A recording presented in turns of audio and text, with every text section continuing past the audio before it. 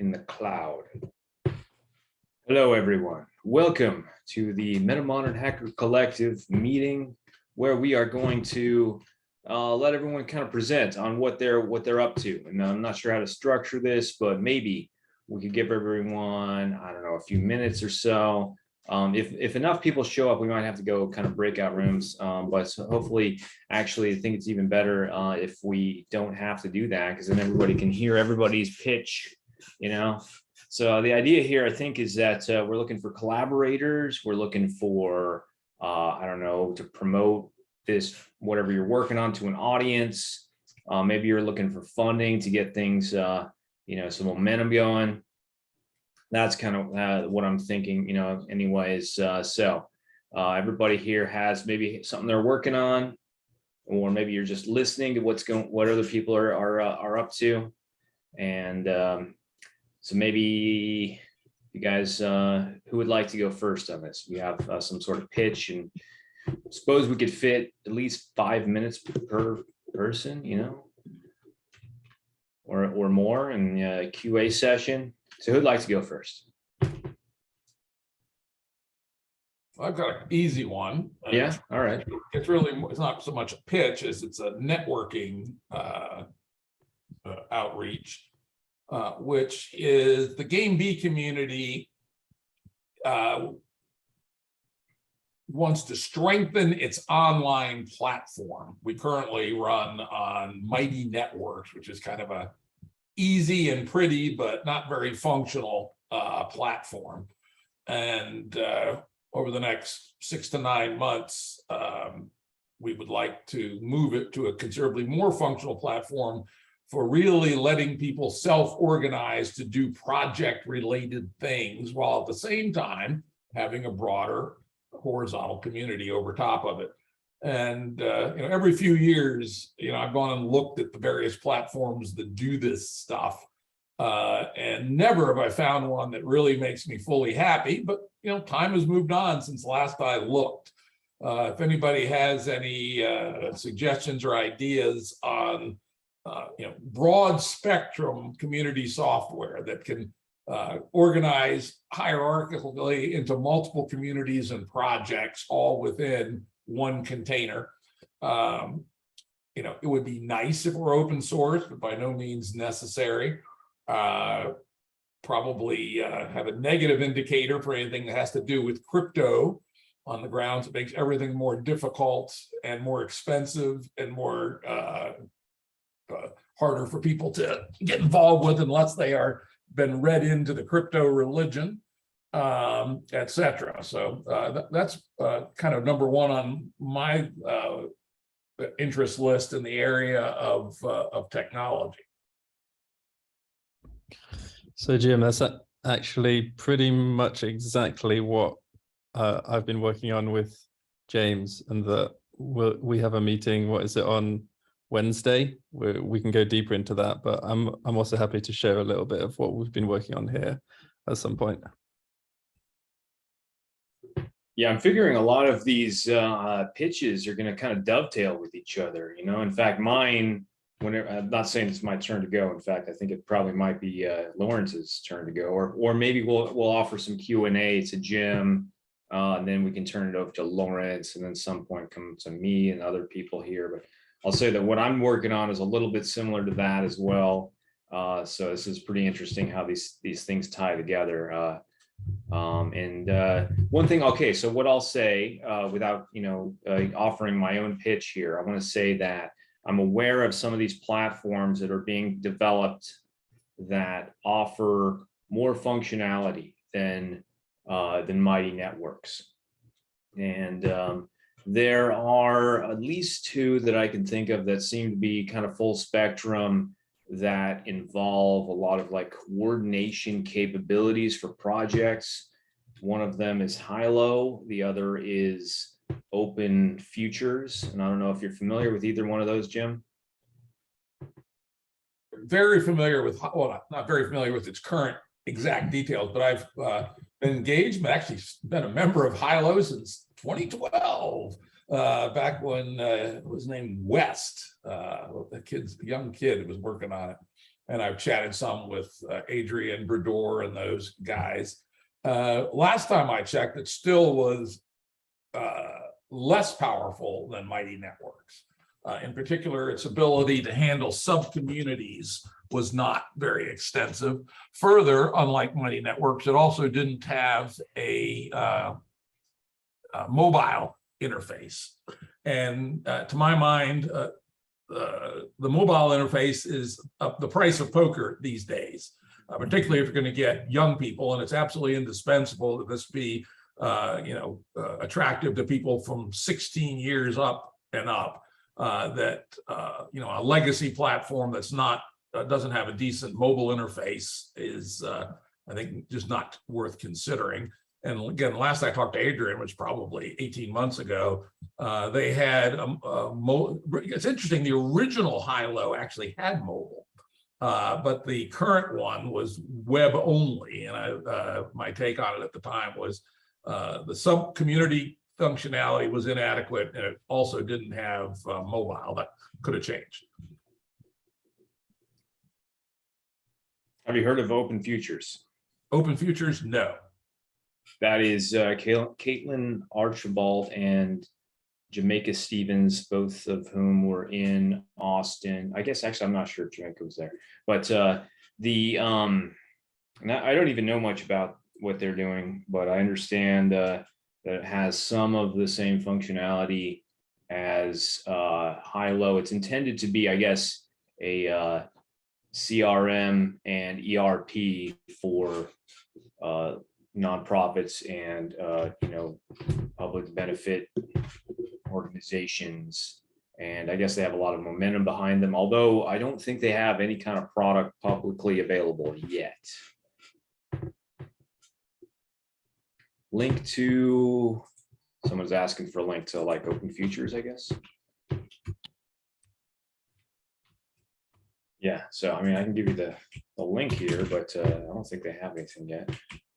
One of the things I've found somewhat problematic is that many of the newer things are focused more sharply on project management, ERP-ish stuff, and less on community.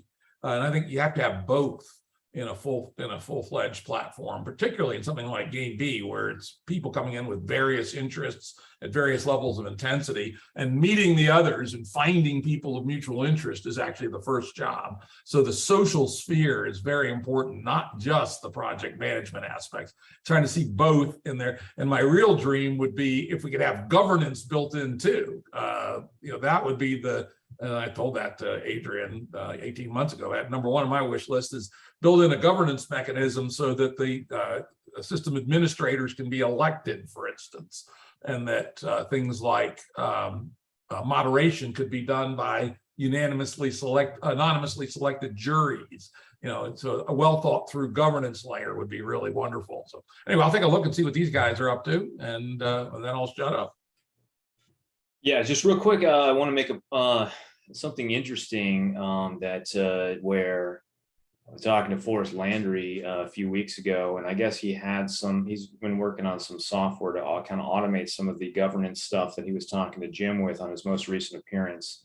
But he doesn't have like funding for this stuff, and a lot of his projects are kind of disorganized there. He's just not super good at the organization, and he doesn't really collaborate with people. So I reached out to Jim to see, okay, how can we get funding for this? And then Jim said, like, what Jim's assistant tried to set us up with a meeting, right, between Jim and Forrest, but then Forrest wouldn't agree to that because he doesn't he likes to take things one day at a time, so that is potentially what he's working on could serve as a component of some of what we're talking about here. Maybe there could be an integration down the line.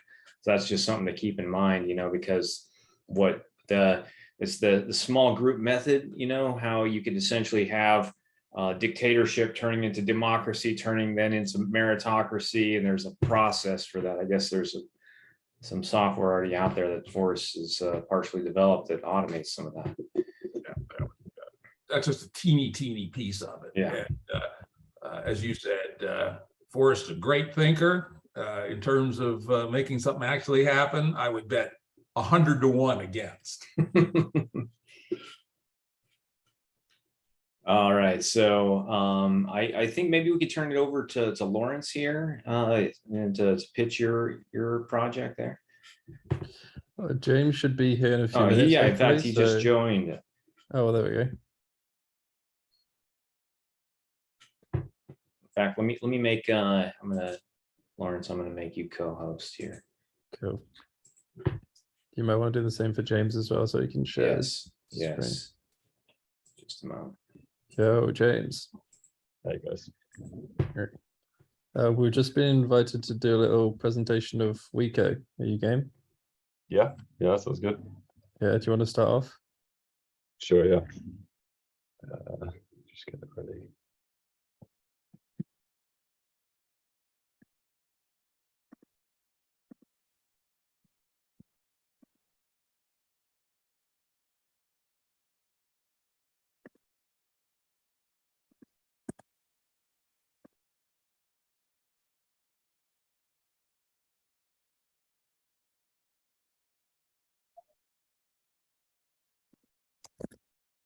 All right, can you guys see this? Yep. So basically, weco is we're developing a harmonic social network. So we're kind of drawing on a lot of features that you'd see on other social network platforms. So we've got the ability to create posts, comment on posts, like posts, filter them, etc. But one of the key unique things is this harmonic architecture. So we're visualizing this here with D3. And basically each space, unlike on sort of Reddit or Facebook, where you can create groups, but they all exist on one level, essentially. On weco, you can actually nest spaces within each other. So you can create a category or a whole on like science, for example. And then within that, you can nest further spaces, and you can do that to any depth that's useful. So you can go down multiple different layers. And the way that the content works is that anything that's posted to lower levels, like if you post something to neuroscience, that's actually going to be aggregated into what you see in biology. And that's true again for the higher level above that. So if you were to go to the science space and you wanted to see content from all the different science related subcategories, you can just go here and it's going to integrate all the different posts from all of the relevant subspaces. But then you're free, of course, to jump down to any lower level for more specificity of what you're searching for. So if I click on science here, for example, you can jump onto the wall and you can see posts that are coming into quantum mechanics and other related science spaces. So it allows this nice integration that you don't get so much with the way that groups are normally organized on different spaces. You know, if you're on Reddit, for example, and you had multiple different science subreddits, you'd have to kind of hop across them to find the top related content. But this allows this kind of multi-level aggregation. We've designed it to be as flexible as possible as well. So even though it's kind of represented here, this is just one visualization, and we've got other ideas for other ways that we could represent this graph. But it's currently displaying it as a kind of a vertical hierarchy, but actually in the back end, it's more of a network database. So you're not locked into this kind of rigid hierarchy. So for example, let me find an illustration. So biochemistry, for example, it's nested within biology, but you can also see it over here, nested within chemistry. So spaces can exist in multiple different locations in the hierarchy. You're completely free to do that. And spaces are also able to reposition themselves. So we haven't actually started to build in much moderation controls yet, but we want to advance that. So for example, say you created a space here, ecology, and then you started to not like the way that biology was being moderated, and someone created another alternate biology space. You could disconnect from this one and you could relocate in the other one. So, and then another element to this is that you can rank these by different metrics. So at the moment it's sorted by likes, but I can change it to followers, and it will readjust.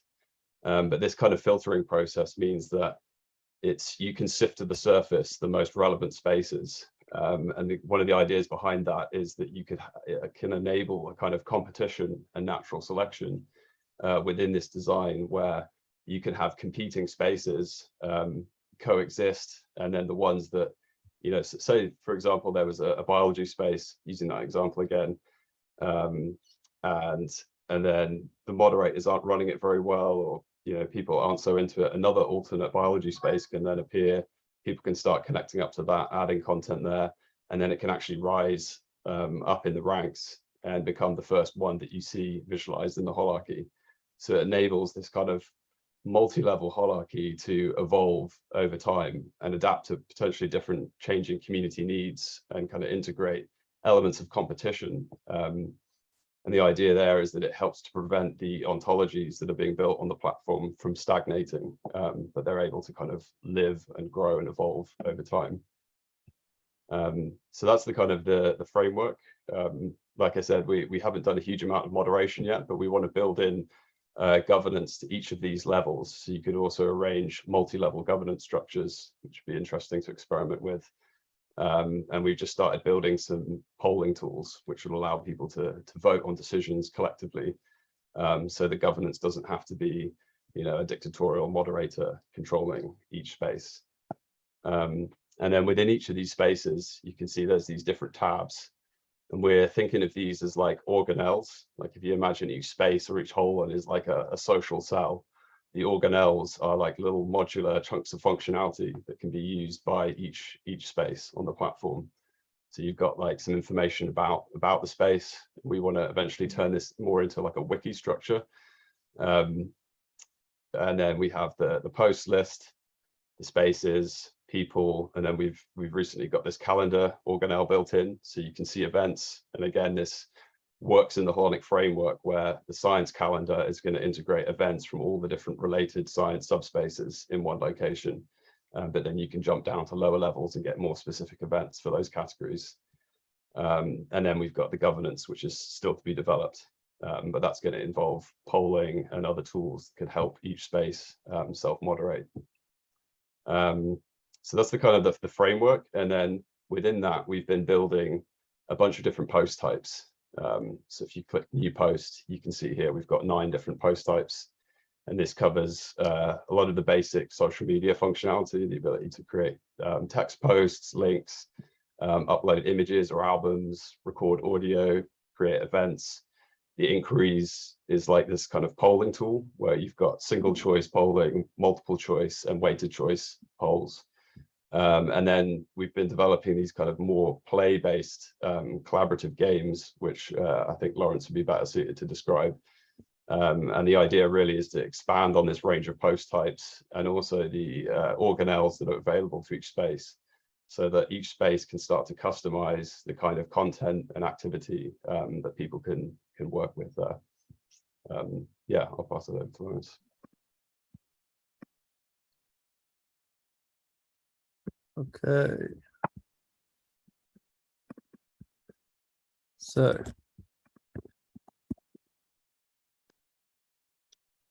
weco. New ways of organizing information, new ways of creating together, new ways of being together. So these are some of the core principles that we're following as we're continuing designing this. We want to organize spaces holonically, navigate spaces visually, which you've just seen from James, and then link posts together. And this is what I'll get into in a moment with the strings and the weaves, which are interesting ways of creating sequences of posts, either on your own or in collaboration with other people. And then new ways of creating together. Playing with time. This is how the GameB game works. For those of you who are familiar with that, it's about taking turns and using time to structure the conversation. But it also ties into the weaves, which I'll be explaining in a moment, where you can allow people to take turns within a game asynchronously over periods of 24 hours of a week. And it gives you a temporal structure which maintains a rhythm to the conversation. process ideas collectively. This is about the idea of social computation, which is a huge rabbit hole, which we can maybe get into afterwards if you want to. And then designing beautiful information, which is a big focus of ours, is how do we represent information, knowledge, wisdom, not only in a way which makes sense to people, but which has an aestheticism to it, that it really engages the senses in this world of sensory overwhelm. And finally, new ways of being together, cooperatively owned, soon trademark. So in the future, that's our plan. We want the whole platform to be owned by the members, democratically governed. That ties in with the governance that James was just discussing. And finally, open source, and it already is open source. You can go to the GitHub and you can follow along the progress and boot up a version of it yourself if you want. So, yeah, the different post types of the Glassbead game, the string, and the weave. So the Glassbead game, it allows you to boot up a room in which you can explore a specific topic. So here there are two sets of topics that you can explore. The architopics, which are these big, deep, infinite topics like end, gift, history. And then there are the liminal web topics, which are these topics proposed by Joe Lightfoot in his article about authentic relating, collaborative governance, community building, etc. Or you can choose a custom topic where you can put in whatever you want with your own symbol, etc. Here, I'm just going to choose community building for now. You can add a description where you can add, for example, who the players are. You can add a start time and an end time. This ties into the calendar functionality. You can choose which spaces you want it to appear in. So I'm going to put it in Castalia, which is the space of the Glassbead games. And then I can create a game, and then I can open the game room. And the game room is the space where you can play the game. And what you can do is you can start streaming, and this is how people can connect over WebRTC. And there's a chat window here on the side where you can chat with the other players. And then you've got this timer in the center, and this is the key component of the game. This is what allows you to play a game where each person is speaking for exactly the same amount of time. We typically play with 1 minute. You've each got 1 exact minute to play. And you can decide how many turns you want to play with. You click on start game, and here you can set up. You have a time for an intro. There are a bunch of different things that you can look into yourself if you fancy. But it basically, you can set the number of turns and how long the moves are. So just to show a very brief demo of what you end up with, I'm going to start a game. So what this is doing right now is that this is recording on my side of the game. And if there was somebody else who were playing, then now it would record on their side of the game. And what it does is it segments the conversation into these individual beads, which allows you to chunk the information. And then once you've chunked the information, then you can start doing interesting things with the way that you combine that information with other chunks. So that's a quick demo of the Glassbead game, and then the weaves and the strings are similar, but what they allow you to do is that you don't have to play synchronously with other people. So here I can filter and I can bring up all of the strings. So the strings are like one-player games, if you want, where you have as much time as you want and you just create a sequence of posts.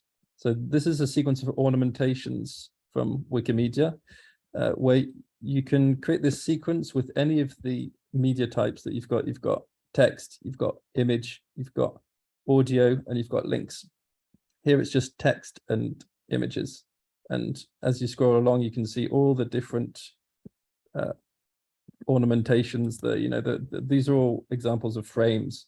And this ties in with the designing beautiful information. What we're going to do is we're going to use these frame templates as ways of designing posts. So you'll be able to choose from all these different frames, and then you can give a personal aesthetic to the kind of posts that you're you're designing. And then so here's another example where you can also apply color to the different beads to add a little bit of playfulness. You can add text, you can add a link to something, and then you can add an image, and then you can add more text, etc. So it allows you to chunk the information. And what you'll see is that you can add a like to each of the individual chunks. You can add comments to each of the individual chunks, and you can also link any of the individual chunks to any other chunk on the platform. And every post has this button where you can link any post to any post. So on the back end, all of these are just posts. They look different because they're skinned differently, but they're all posts. And that's something that we want to lean into as well, is allowing everybody to skin everything in the way which they want. So they can skin their space in the way that they want. They can skin their posts in the way they want. So to really give as much programmability into the interface. And finally, I'll quickly show you what a weave looks like as well. So a weave is like a string, but you do it multiplayer. And you take turns to post a link. And you can leave it open, like in this case. So somebody created a weave here, which is open to all users. And it has a total of 10 moves. And here, anybody could just add one of these links. So we've been going back and forth. Sometimes I post something, and then he posted 2 things, and I posted 1 thing. And there's space for one last bead here to be posted in text, link, audio, or image. But then you have other ones where it's only specific things can be posted. So for example, this is a game which I played on art with a friend. And in this game, you could only post audio. You could only post audio, and you had to post exactly 1 minute audio moves. And there were 10 moves in total, but there was also a timer. There was a 24-hour timer. And if you didn't respond in that time, then the game would be cancelled. And you can customize this with the time. You can add 24 hours, you can add 1 hour, you can add a week, you can do whatever you want. You can also do it with text, and do it with text constraints like 140 characters, 280 characters. You can customize all that as well. You can assign colors to players. You can choose which specific, just audio, just text and audio, whatever permutations you want of all that.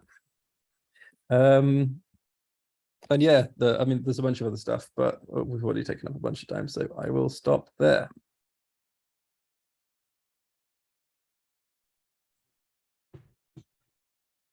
Wow, that's pretty awesome. You guys got awesome features there. And I can see how this would be really useful for all of the online collaboration and organization of this complex, multifaceted data, information sharing and idea sharing in a gamified way. Yeah, my take on it is, wow, I'm very impressed by the richness and quality of the thinking. At the same time, I would put it in the class of strong point of view. And that's a good thing when it works, and it's not when it doesn't. And so the quality of the thinking is so impressive. I certainly like to check it out have people in our GameB community check it out. But I would, big question mark, is the point of view correct for us? And answer is, don't know. Didn't see anything there that I found offensive in principle. In fact, found some things there that I thought were, whoa, I'd like to learn more about that. But my experience, over the many years fooling with this stuff, is that a strong point of view is both opportunity and risk. And one has to sort of think through carefully whether the strong point of view is right. So that's my initial reaction.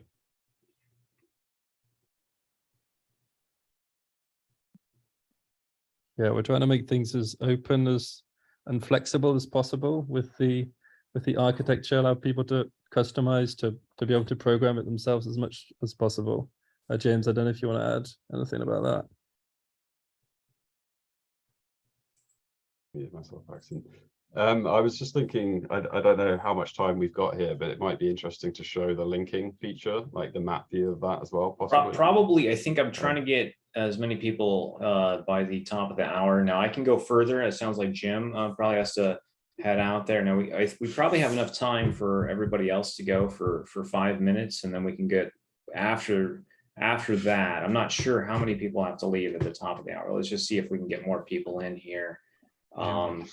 And then we could actually get even more detailed into what you're doing there in a follow-up meeting and all that, right? So yeah, I'd like to ask some questions if we have time left, because that's I'm also impressed. Yes, go ahead. Oh no, please follow the plan. I wanted to follow up on this presentation at some point. All right. Well, yeah. So let me. I think if I can offer my own presentation, just maybe kind of a little bit of a teaser on what I'm up to, just for a few minutes, and see if we can get also everybody else who hasn't gone yet a few minutes to offer their own presentation.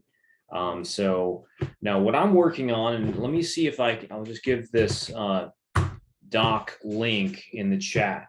And this is to, the idea of what I'm trying to do is to figure out what can we do to bring people together in-person spaces in a variety of different settings and purposes, different sizes of these events, in bioregions and different, so the idea is that, what if we had a Web3 version of the Meetup app that also is connected to a way of organizing the data along the lines of some of these core frameworks that have been developed in recent years, such as the so-called Montesquieu 2.0 model of the Hansi-Freinacht books. Just imagine these on the ground in these various cities, some organization, some leadership structure they're experts at maybe democracy building. They're experts at inner development or in communication or in meaning making. So we have meetings. We try to bring people together for that. And this is what I'm thinking is this isn't a new platform. This is something that can be built on top of other platforms or interoperable with them. So what I'm imagining, this could be ideally interoperable with something like weco, with Hilo, with this and that. So if you can kind of read, I'm not going to read the light paper here, but I dropped in the chat there, and you can see kind of the problem space of what I'm talking about. Okay, we want to bring people together to do something, and we want to automate. I think, one of the things that I'm trying to do is what can we do to automate the Montesquieu 2.0 model, to have these separation of concerns, leveraging civil society, because we're not going to establish entirely new governmental ministries as the Hansi-Freinacht book leans toward that. But if we can say, okay, within these cities, there's an organization that is trying to strengthen democracy. There is an organization that is trying to develop inner awareness. And if these were services provided to the people in these cities with leadership structures that we have training programs for, and these in-person meetings where people actually do that, they do something, then we're essentially coming the closest I can imagine within the adjacent possible to implementing the Hansi-Freinacht vision. So what do you guys think?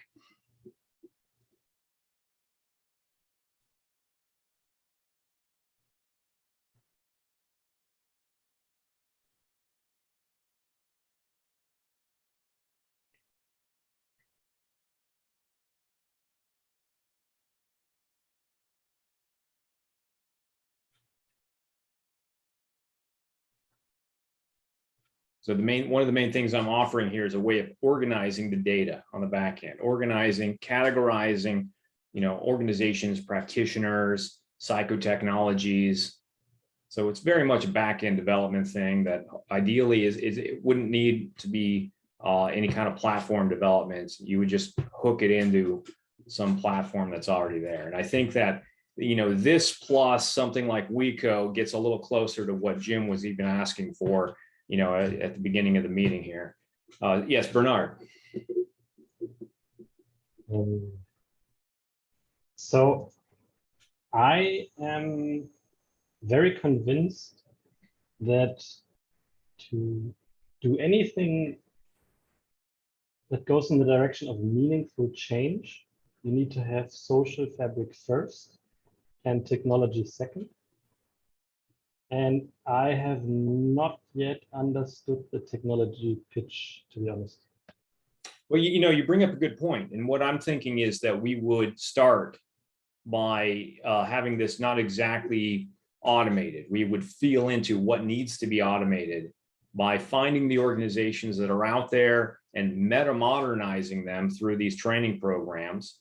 And we would also plant the seeds of new ones that are out there. And we would try to keep track of, okay, this city, for example, I don't know, the Bay Area, there is an organization that is doing inner development, and there is one that is doing democracy building, but who's doing, this other aspect of, the 6 new forms of politics. And we try to make sure that they are all vibrant. They are all doing in-person meetings that people know about, and they can go there and they can be interchained and engaged to do something, not just, in some cases it's just talking, because that is one of the aspects of this, is the sense making of current events, and people need a civil way of doing that.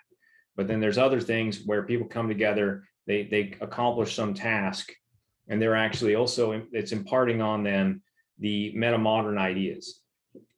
So how do we do that? And then once we start to get the momentum for that, then we realize, okay, what needs to be automated, what the data structures need to look like. And I've got some ideas on that. So an information schema for how to categorize types of events and the psychotechnologies and ecologies of practice and organization types. But then you're right. I'm not going to put the cart before the horse and just develop some app that I don't really know, what it's going to do yet.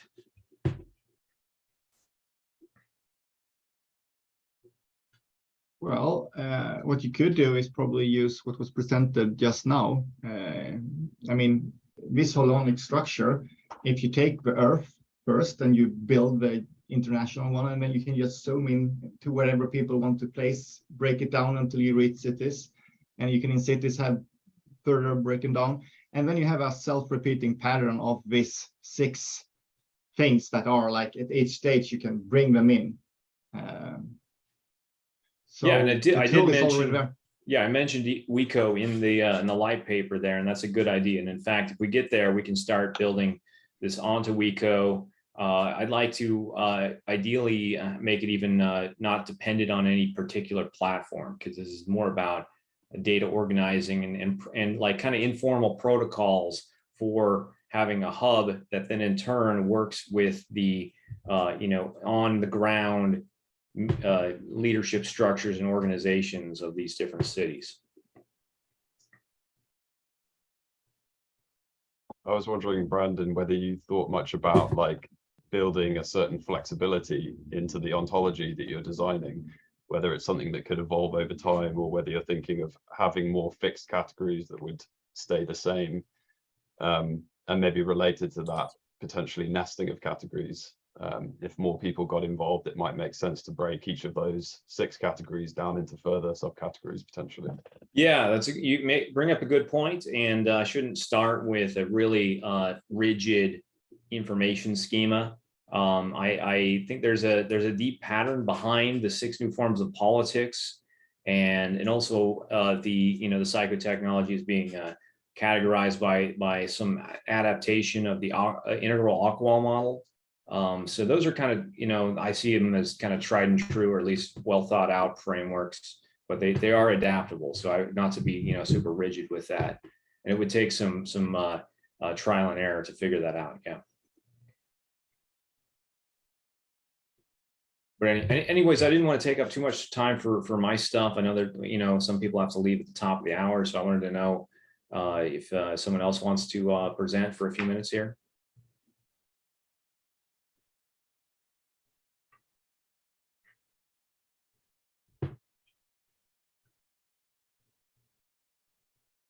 Or if not, if I don't know if anybody else has any comments. So Jim, did you have any comments on my Enlightened Worldview app development idea here?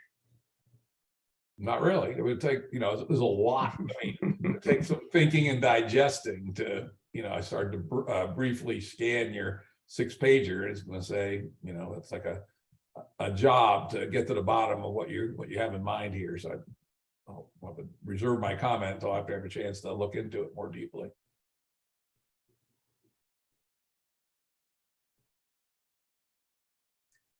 Well, I suppose then I want to know who here has maybe a 5-minute presentation that they'd like to offer with their stuff that they've been working on.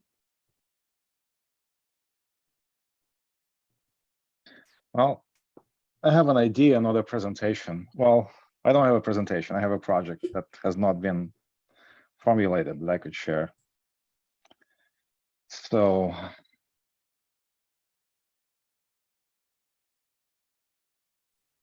sorry, Nick. I actually only muted you. I was trying to make you co-host here. So I think you could probably have, now you can unmute yourself, I think. Sorry about that. No worries. So let me share the screen real quick. Oh, the screen sharing is disabled for some reason. Do I enable it myself? Now that I made you co-host, you should be able to. And if it's not working on your end, I don't know. Do you guys know where Zoom allows you to enable screen sharing? I just don't use Zoom that much. If you're the co-host, which you are now, there should be a button. But if you don't see the button, I don't know. There should be a green button at the bottom bar that says share screen.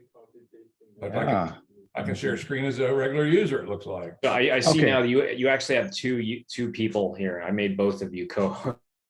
Okay, now I am a co-host. Okay, wonderful. I can share now. So have any of you guys read this book, An Everyone Culture?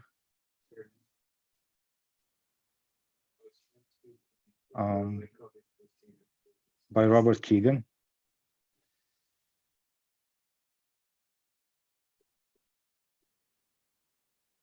I have not read it. Okay, so this book is talking about how to be a deliberately developmental organization. So it came out in 2016, and they started 3 companies that they considered developmental that fit the profile at the time. It was Bridgewater, which is the largest hedge fund in the world. It was NextJump, a software company that sells subscriptions to an HR platform, I believe, if I understand correctly. And Decurion, which was an LA-based company that had a commercial real estate component and a chain of movie theaters. And the book is mostly talking about internal practices, what those companies do internally to become developmental, to help their people grow and flourish while being at work. I'm curious about creating some sort of a sequel to this book. Of course, I'm not going to publish a book, but I would like to collect some data and some materials about how developmental organizations could collaborate with each other, let's say in some sort of partnership or client-provider setting. So let's say I need a marketing company. Yes, we don't have a marketing strategy at Speed and Function. And I would like to hire a company to help us with that. But I want to make sure that that company, people who manage this company or people who work there, at least some of them, will have a mindset similar to mine in terms of faith in development, faith in change, faith in ability to align with each other, to do extra, to go an extra mile and maybe accomplish slightly more complex results than doing a regular collaboration. Or, clients, we are custom software development shop, speed and functions. So we are looking for clients. Who do we want to work with? I'd love to work with people who have developmental mindsets as well. But at this stage, I would like to explore if anybody knows anybody else in the, experiencing these collaborations. So for me, the step one that I'm working on right now is publishing a few case studies on such collaborations that we can consider developmental. And then, get it out in the world, see what people say, and maybe eventually this will turn into some sort of a wiki or something else. But that's the first step. So I'm trying to collect such collaboration cases, then write about them, publish, and take it from there. So if you guys are aware of anybody doing such work, perhaps you could send them my way. And we are sponsoring the work of the copywriter who will interview and who will do all the heavy lifting. All they would have to do is be willing to be interviewed. And that's all I have.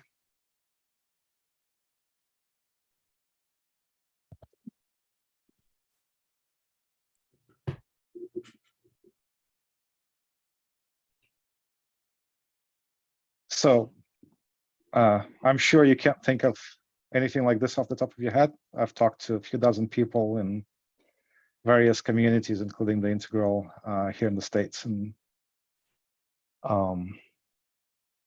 but if you have any feedback to this idea, I would appreciate hearing a few words, and maybe we can connect on LinkedIn. So if you run into something like this down the road, you could share with me at some point opportunistically. So maybe I react immediately. We had a chat already, so I'm a fan of the same direction. And maybe we should take a longer time to connect again, and I'll put this into sharing my brief minute here. Because I'm still mostly learning right now on the topic of economics, particularly what alternatives to our current economic systems are thinkable, how could they work? And I have found someone who is doing or trying to get funding for tiny economic experiments, mostly in regenerative communities. How can they scale trust and also what's the English word, reputation, beyond something that works at the Dunbar number, and both from this and from a couple of freelancers who work with small companies and manage to do exactly what you described. I think in both points there could be interesting stories to collect, and maybe find some deeper pattern or something that is replicable to larger organizations.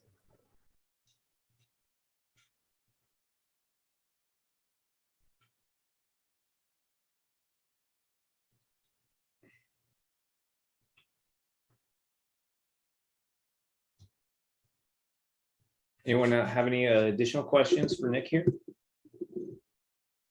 Yeah, thanks, Bernard. We could move on to the next one. All right. So I'm not sure who else here. Please raise your hand, either virtually or in your actual hand, if you haven't spoken yet and you have a presentation here. Anybody? And Going once. I don't see any hands up. All right, I suppose maybe not then. All right, so in that case, we could just pretty much go back to Q&A for any of the presentations that have happened so far. I think there were some questions that people had, either for weco or something like that. All right, Bernard. Yeah, I have got a question to first presentation. So to James and Lawrence, I think it is, right? So 2 questions. First of all, I'm very curious, why are you building this? Exactly what's your motivation? And what are you looking for in this round? Is there anything you need help with? And awesome. Really nice.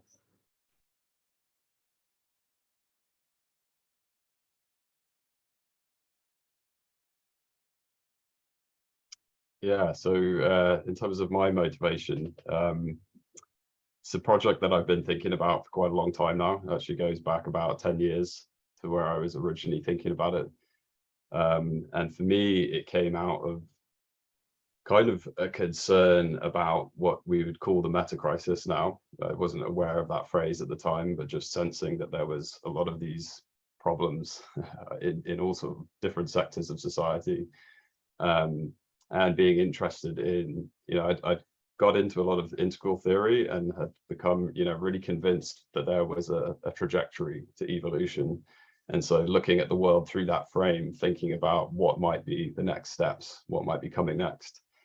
And so the seed of the idea came from thinking about future governance structures and the possibility of global democracy or systems like that. And I became convinced that if it's going to emerge somewhere, it's probably going to come through the internet.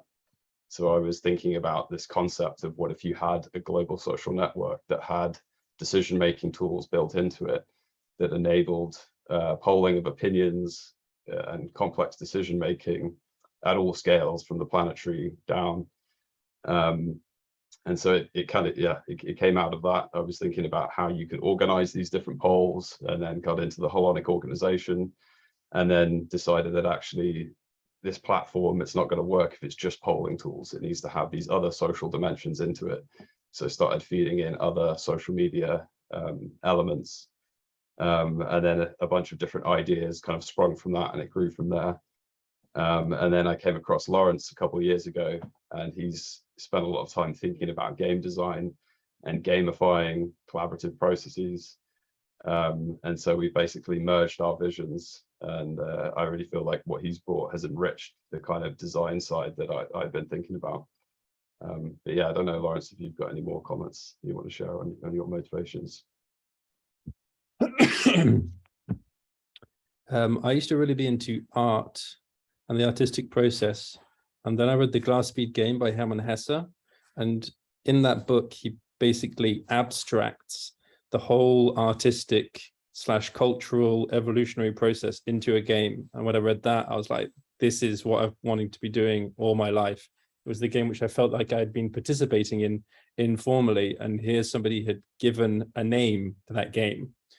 And then became my quest to figure out, okay, so how do you actually build that game and play it with others? Spent a bunch of years theorizing, and then afterwards met James, and then we started building it together. And that's always been my dream. My dream has always been, how do we save ourselves through play? How do we save that part of ourselves which is lost? How do we save our souls through play? And the way that I envision that is a global game that everybody can play, everybody can get engaged with at different degrees of playfulness and seriousness, that you can play as a child, you can play as an adult, that helps people build their own games, that teaches them game design, that teaches them how to design a game, how to design games of games, how to design games that can generate games. That full expression of coming together, of self-organization in joy. And then through that process, through that getting to know each other from that spark of vitality, then people will have the community, they will have the communion necessary to live together, to truly live together through all the dirt, the muck, the blood of hard life that can only be carried thanks to those moments of play. So the greatest vision which I visualize for this is a platform where hundreds of thousands, millions of people can all figure out what is exactly the game which they want to play.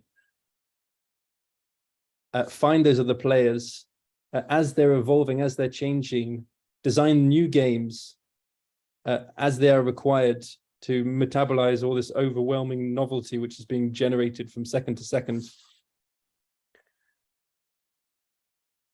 And simultaneously to have enough respect, care, and love for each other built through that reciprocity of turn taking to hold the space for the collective playground, that playground becomes so sacrosanct that nobody will allow anybody to break the fundamental rules, not the nitty-gritty rules that you find at the levels of a particular game, but the sacrosanct constitutional rules that everybody has agreed upon to play the great game, to play the infinite game all together.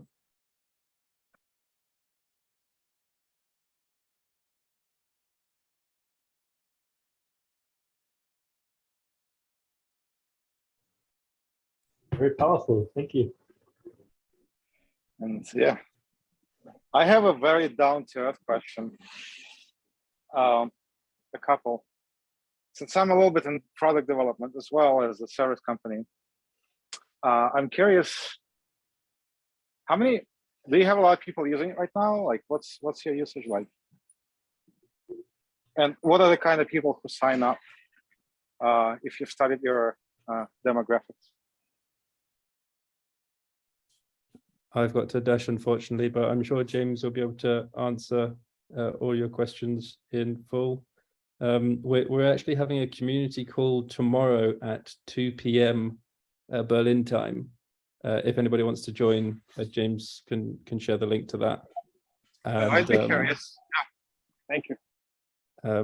So yeah, I'm happy to connect more and discuss at that point. For the meantime, I'll leave it over to James, and take care, everybody. It was good seeing you all. Keep it up. Keep up the good work. Keep up the good game. Peace. So yeah, at the moment we've got quite a small user base. I think there's like 230 or so people that have signed up and created accounts on the platform. And then there's probably around 20 active users at the moment. But we actually haven't done any outreach really yet. We've been gradually kind of building connections in some of the communities that we're interested in and who we think might be interested in a platform like this. Groups that are interested in co-ownership, collective intelligence, developmental theory, those kinds of things. So it's still quite small, but we're gradually now shifting more towards trying to get feedback from those users. And as Laurence said, we've started this weekly community call where people can jump on and we can have conversations with them. And we've got the recently released polling tools, which we're hoping to also use as feedback that can help us start to steer the direction, the direction of the development more towards users' interests as opposed to the kind of the visions that me and Laurence have for it.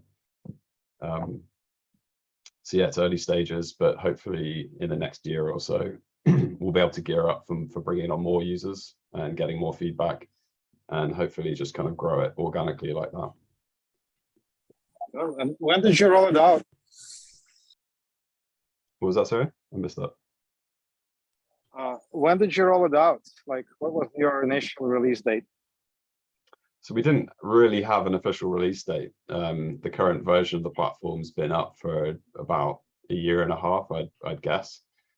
And yeah, we've got it hosted on AWS. It's not too expensive, so I've just been covering the hosting costs, and we've just been developing it live and pushing up changes every so often. But there wasn't an official like launch day. Oh. So there's so much work that went into it. How are you guys able to fund it? So at the moment, I've done the majority of the development work. We're starting to find some other developers and try and get it so it's easier for people to set up locally on their machines and start adding code to. But I started a web development job a few years back and basically was doing it in my spare time for quite a while. And then about 7 or 8 months ago, we managed to get some seed funding from Holochain Foundation. And then that's enabled me to work full time over those last 7, 8 months to kind of get it to the point where it is now.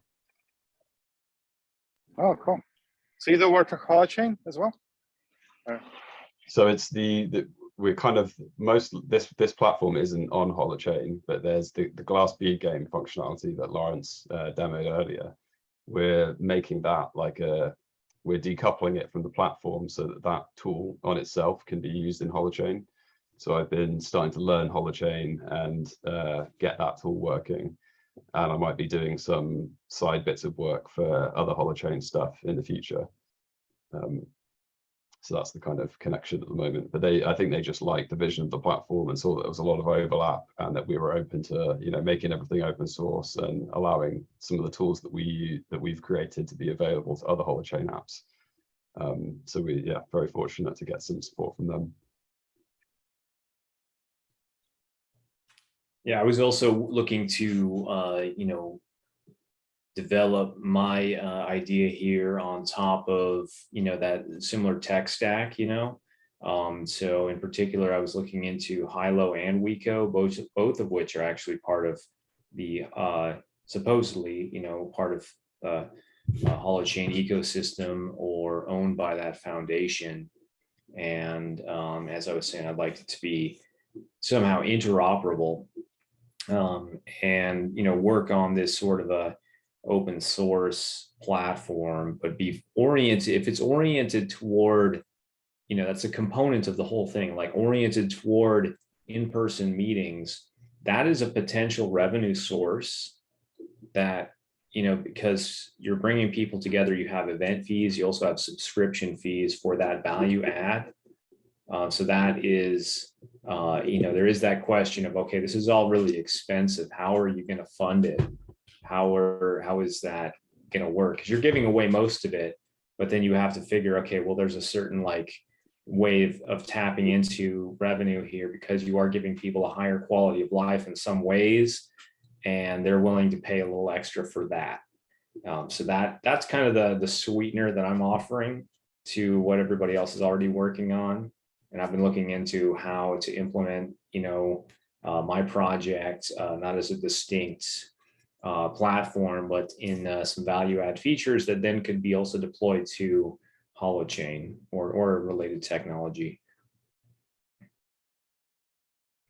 I've been looking into how to raise funds get some seed money for what I'm doing, as well, that could then in turn support some of the other, operations and apps that are, more platform oriented.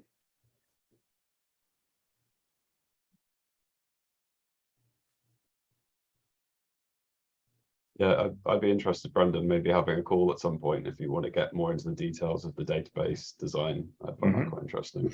Yeah, still it's trying to figure it out, so I did talk to Laurence a few weeks ago about, how what I'm working on could be interoperable, with weco, and as for the database design, I have much of it out there in these spreadsheets that I've already put out, those are supposed to be kind of, here's how I see the core frameworks, and they would, I need to put those into more of a relational database, that could, and also start to collect more data and categorize more data.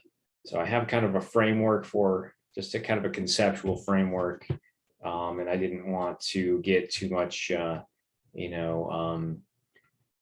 really have a lot of deep data that's based on that structure when I don't know if the structure is going to need to change a little bit. I just, at this point, I'm just kind of throwing out this teaser of this is how we could do things. We could have core frameworks that are automated, that then in turn are structured to be interoperable with platforms that are out there, with the end goal of bringing people together in in-person spaces and doing things based on these psychotechnologies or whatever. People are doing, developing communications or developing inner awareness or developing the sense of participation in the public sphere, or developing, meaning making and spirituality, or developing sense making of current events. So these are all things that are really important. And it even gets into, more deep into, okay, so what is the end result? And then I think this is where platforms like Hilo and Open Futures have probably more functionality in terms of, okay, we're trying to coordinate people to, I don't know, do some sort of regenerative agriculture or things like that. But then you could actually have that interconnected with some of the things that I'm working on here, because you need that sort of cooperation and trust building, inner awareness and communication. There are practitioners that are already out there that can deliver their services virtually. And then you need people on the ground who are trained as like kind of community leaders, experts in those areas, who then in turn can then more directly disseminate those ideas and those practices to the community at large. That's kind of how I see the ecosystem working. And some aspects of this would need to be automated through software. There's too much going on to think that it's all going to be informal, but probably at first a lot of it would be informal because you don't really know all the details of what needs to be automated.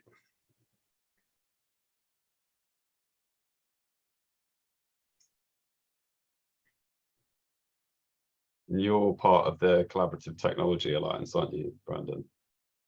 Have you joined that? Yeah, am I a part of that? Officially, I should join that. Because I think that's exactly that. Like, it's bringing together some of these platforms. It's hosted mainly by Hilo, but there's Catalyst and there's a bunch of other projects, and they're really into figuring out how we can work on interoperability. I always struggle with that word. Between these different projects and actually benefit from the work that each of us are doing. So I feel like your work would fit in really well there. All right, I'll reach out to that. I've heard of that. I haven't formally joined. I wasn't aware that was something that was open, to other people joining. Yeah, could you post a link to that? Yeah, I'm interested to explore that as well. Mm-hmm.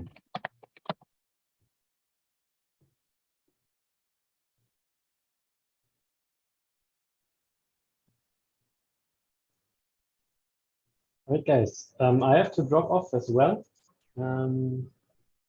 If you guys could share the meeting tomorrow, be awesome, just as a mail or something afterwards. And other than that, thank you very much, Brendan, for organizing this.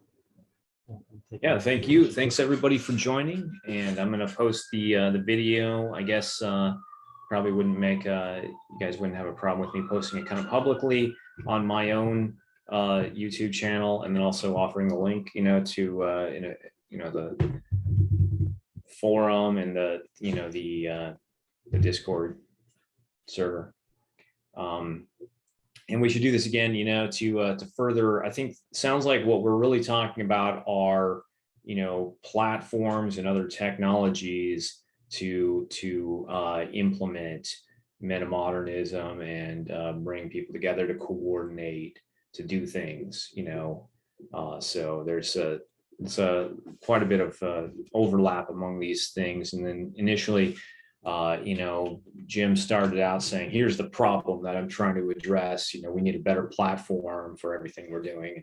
I think some of us have pieces of that puzzle, and you know, if we do more collaboration in the future, we can figure out, you know, how to get something across the finish line. All right, thank you, Bernard. And probably, I suppose we could end the call here, unless anyone else has any other questions or comments for anybody else who remains. Could you save the chat history? Sure. Because I'm on my phone right now. Just wanted to be able to get to those links. All right.